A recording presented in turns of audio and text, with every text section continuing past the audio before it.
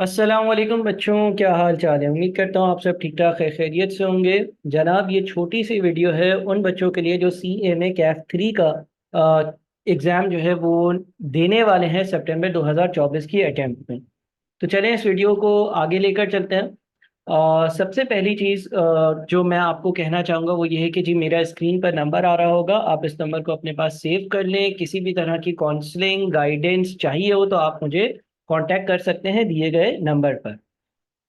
अच्छा जी, मैं अपना तारुफ बिल्कुल ब्रीफली करवा दूं। 12 साल तकरीबन या उससे ज़्यादा का teaching experience, ACCA professional accounting affiliate ICAP से यानी कि institute of chartered accountants of Pakistan से, APF है associate public finance accountant, Pakistan top ACC affiliate.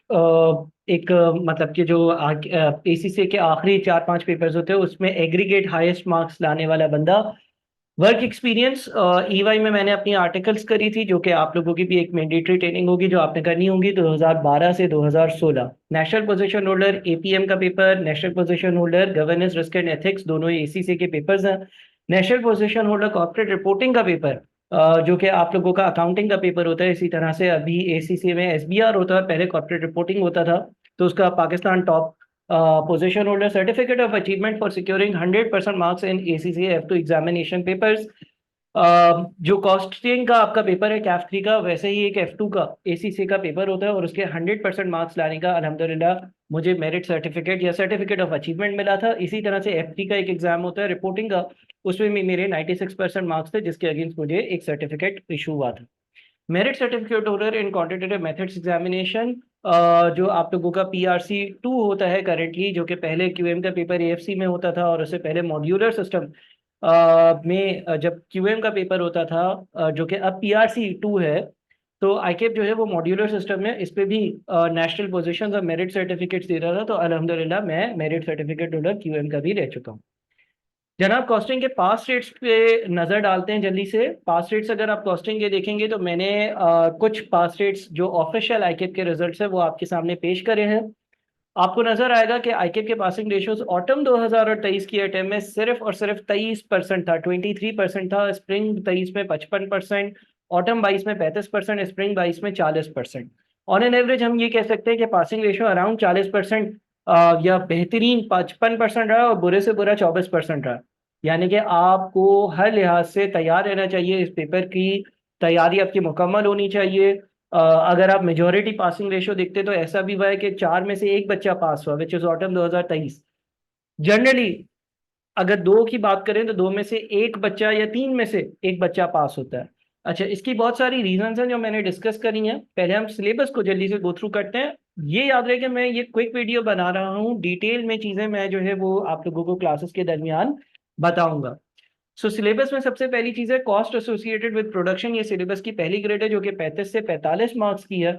इसमें जो टॉपिक्स आते हैं वो प्रोडक्शन कॉस्ट है, रॉ मटेरियल है, ओवरहेड्स है, लेबर कॉस्टिंग है। अच्छा, ये सारे टॉपिक्स बिल्कुल बेसिक से टॉपिक्स हैं। बहुत सारी चीजें ऐसी हैं जो पिछली आपकी पढ़ाई से कनेक्टेड है। मैन्युफैक्चरिंग अकाउंट्स आपको बनाना आता है, आपको पता है कि इन्वेंट्री क्या है, रॉ मटेरियल क्या है। प्रोडक्शन की कॉस्ट में direct material, direct labour, direct expenses की वर्किंग कुछ हद तक आती है, लेबर की कुछ चीजें आपको आती हैं। एक इसमें ऐसी चीज है जिसको कहते हैं हम लर्निंग कर्व, जो कि लेबर कॉस्टिंग का ही हिस्सा है, जो आपके लिए नई प्रूव हो सकती है। और ओवरहेड्स की कुछ कंप्यूटेशन है डिटेल। दूसरी ग्रेड जो है वो कॉस्ट फ्लो प्रोडक्शन के कॉस्ट फ्लो के नाम से 20 से 30 मार्क्स की ग्रेड। उसमें प्रोसेस कॉस्टिंग का एक चैप्टर है, टारगेट कॉस्टिंग, वेरिएंस एनालिसिस का चैप्टर है। अच्छा, मैं ये समझता हूँ कि इसमें से ये जो ग्रेड है ना, इसमें आईकेप के पास कुछ मार्जिन नहीं है। यानी कि आपके पेपर में आप देख रहे होंगे कि इन तीनों या इनमें से दो टॉपिक्स के सवाल आ ही रहे होंगे। तो यहाँ पर अगर मैं वेरिएंस एनालिसिस के टॉपिक को पिक करूँ ना, आईकेप के पास पेपर्स में देखिएगा कि वेरिएंस एनालिसिस का आपके पास सवाल लाजमी आया होगा। तो वेरिएंस एनालिसिस एक हॉट टॉपिक है जिसने को आपने बहुत पक्का करना है। फिर आखिरी ग्रेड है cost management planning and decision की, 30 से 40 मार्क्स की, जिसमें कॉस्ट वॉल्यूम प्रॉफिट एनालिसिस है। स्पेशल ऑर्डर्स है, मेक और buy decision, further processing decision, shut down and product discontinuation decision, economic order quantities, safety, safety stock and reorder level. अच्छा प्यारे बच्चों, ये सिलेबस की सबसे इंपॉर्टेंट आप लोगों की ग्रेड है। इसमें से आपके पास मोर देन 50% भी पेपर बहुत बार आया है। ऑल्दो यहाँ पे 30 से 40 मार्क्स लिखे हुए हैं, लेकिन इसमें डिसीशंस कैसे लेने हैं, डिसीजन मेकिंग के टॉपिक्स हैं, इन्वेंट्री को मैनेज करने के टॉपिक्स हैं, और एक बहुत ही प्यारा, बेहतरीन, आसान, टेक्निकल, मज़ेदार सा topic cost volume profit analysis, जिसको हम ब्रेक इवन एनालिसिस भी कहते हैं, वो मौजूद है। तो प्यारे बच्चों, सिलेबस इतना मुश्किल नहीं है, अगर आपने उसको प्लान कर कर तैयार किया हुआ आप पास कर सकते हैं। स्पेसिफिक एग्जामिनेबल नॉलेज रेफरेंस, आईकेप अपने सिलेबस में कुछ स्पेसिफिक एग्जामिनेबल नॉलेज रेफरेंस बताता है, यानी कि वो की बातें बताता है जो आपको पता होनी चाहिए। पहली चीज है FIFO weighted average, lower of cost and NRV value methods of inventory valuation. IS 2 में आपने, या इन्वेंट्री की टॉपिक में पिछली अपनी किसी सब्जेक्ट में शायद इस पे आपने जो है वो नजर डाली होगी। डायरेक्ट एंड इनडायरेक्ट कॉस्ट क्या है, variable, semi variable and fix cost क्या है, ओवरहेड्स में रिपीटेड डिस्ट्रीब्यूशन का कोई मेथड होता है वो क्या है, साइमल्टेनियस इक्वेशन का एक मेथड होता है वो क्या है, लर्निंग कर्व की थ्योरी क्या है, अपॉर्चुनिटी कॉस्ट किसको कहते हैं, रेलेवेंट कॉस्ट किसको कहते हैं, ब्रेक इवन एनालिसिस और उसके चार्ट्स क्या है, प्रॉफिट वॉल्यूम चार्ट्स किसको कहते हैं, इकोनॉमिक ऑर्डर क्वांटिटी किसको कहते हैं, डायरेक्ट मटेरियल की टोटल कॉस्ट, प्राइस और यूजेज वेरिएंस, डायरेक्ट लेबर की total cost, rate, efficiency and idle time variance क्या है, वेरिएबल प्रोडक्शन ओवरहेड्स की total cost, expenditure and efficiency variance क्या है, फिक्स प्रोडक्शन ओवरहेड्स के expenditure, efficiency and capacity variance क्या है, मटेरियल का मिक्स एंड यील्ड वेरिएंस क्या है। अच्छा देखिए, यहाँ पर मैंने सिर्फ लिस्ट बनाई है ताकि एक आपके पास जो है ना वो चेक लिस्ट हो कि हाँ यार मुझे ये आता है, ये आता है, ये आता है। जब आप पढ़ेंगे तो जाहिर सी बात है इन टर्म्स के साथ फेमिलियर होंगे। बहुत सारी चीजें यहाँ पर ऐसी मेंशन होगी जिससे आप शायद वाकिफ नहीं है।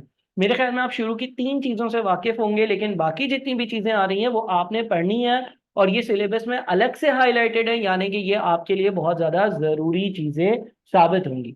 आखिरी चीज है sales variance and operating segments. तो ये सारी चीजें हम अपने सिलेबस को कवर करते हुए इंशाल्लाह इंशाल्लाह पढ़ रहे होंगे। वाई स्टूडेंट्स फेल, स्टूडेंट क्यों फेल होते हैं, आखिर कॉस्टिंग का पास रेशियो क्यों इतना कम है। Number 1, lack of practice, practice नहीं करते। मैं जनरली अपने बच्चों को 2010 से 2024 यानी कि 15 साल 14 साल के पास पेपर्स करवाता हूँ, करने पड़ेंगे। और जब कैफ 8 होता था, कैफ 3, तब के भी पास पेपर्स करने पड़ेंगे, जो कि आपके लेवल से थोड़ा सा ऊंचा था।